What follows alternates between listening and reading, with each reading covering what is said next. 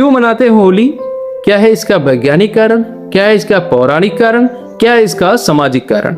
इस पर आज हम बात करने वाले हैं। तो मित्रों, होली का पौराणिक कारण की बात करें तो प्राचीन समय में एक राजा हुआ जिसका नाम था हिरण्यकश्यप। हिरण्यकश्यप बहुत ही क्रूर था और वह अपने प्रजा को कहता कि मैं ही भगवान हूं, मेरी पूजा करो। हिरण्यकश्यप के घर पुत्र हुए जिनका नाम हुआ प्रहलाद। प्रहलाद जी भगवान विष्णु की पूजा करते और इस बात का चिढ़ था उसे हिरण्यकश्यप को। हिरण्यकश्यप कई बार उन्हें मारने का प्रयास किया लेकिन वो हमेशा बच गए। इस बार उसके दिमाग में आइडिया आया हिरण्यकश्यप के कि उसकी बहन थी होलिका, उसे वरदान मिला है ब्रह्मा जी से कि तू आग से कभी नहीं जलेगी। तो उसने सोचा कि एक चिता बनाया जाए जिसमें प्रहलाद को होलिका लेकर बैठ जाएगी, अपने गोदी में होलिका लेकर उस चिता पर बैठ जाएगी और प्रहलाद जो है वो जलकर खत्म हो जाएगा और होलिका जो है वो बच जाएगी। ऐसे में होलिका चल गई और प्रहलाद जी बच गए।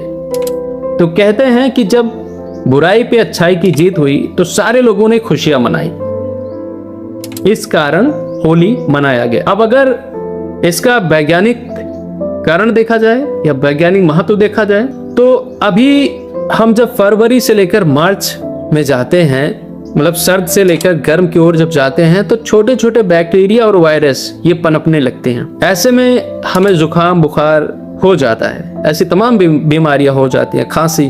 कि जब हम होलिका जलाते हैं यानी जब हम गर्मी पैदा करते हैं तो ये छोटे मोटे बैक्टीरिया जो है अपने आप खत्म हो जाते हैं, जल जाते हैं उसमें। अब बात करते हैं सामाजिक कारण।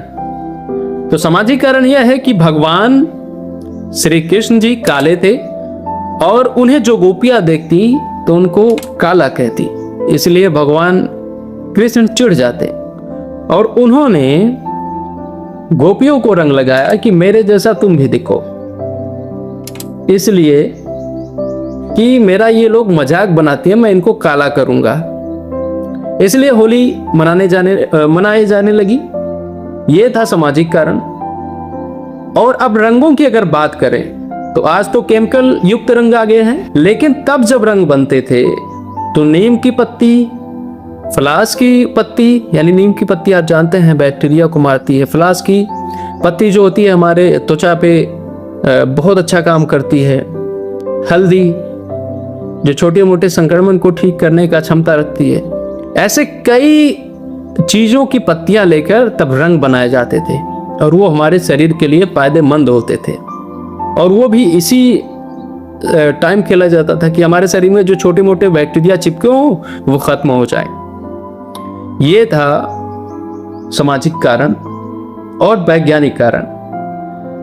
अब बात करते हैं मौसमी कारण का। मौसमी कारण के बारे में जिक्र नहीं किया पहले लेकिन याद आ गया।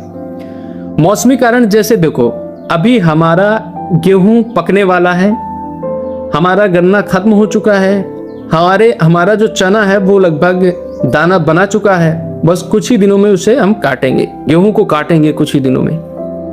और होता क्या है, आप लोगों ने देखा होगा, आपके यहाँ एक पुरानी प्रचलन है कि जब होलिका जलाते हैं तो कुछ गेहूं के दाने यानी गेहूं की बालियां डालते हैं उसमें, कुछ चने डालते हैं, चने भूनते हैं। किस लिए भूनते हैं? इसलिए कि हमें खुशी होती है कि हमारा गेहूं, हमारा चना, हमारा गन्ना, हमारा जो भी फसल है वो पूरी तरह से सुरक्षित है, इसलिए हम खुशी मनाते हैं। अगर इसी गेहूं, इसी चने में आग का छोटी सी कण लग जाए तो हमारा पूरा फसल चौपट हो जाएगा। तो हम आभार व्यक्त करते हैं अग्नि देवता का। और अब जब गेहूं और चना कट जाएगा तो किसान जो है वो कुछ दिनों तक फुर्सत में आ जाता है। फिर आता है सीधा धान की रोपाई।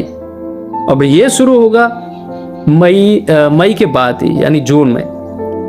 तो यहाँ पे ना हम लोग खुशियां मनाते हैं कि भगवान आपकी वजह से हमारा फसल सब कुछ सुरक्षित है। तो आपको कैसा लगा ये वीडियो? आप सभी कमेंट में जरूर बताएं। मिलते हैं अगली वीडियो में, तब तक के लिए नमस्कार।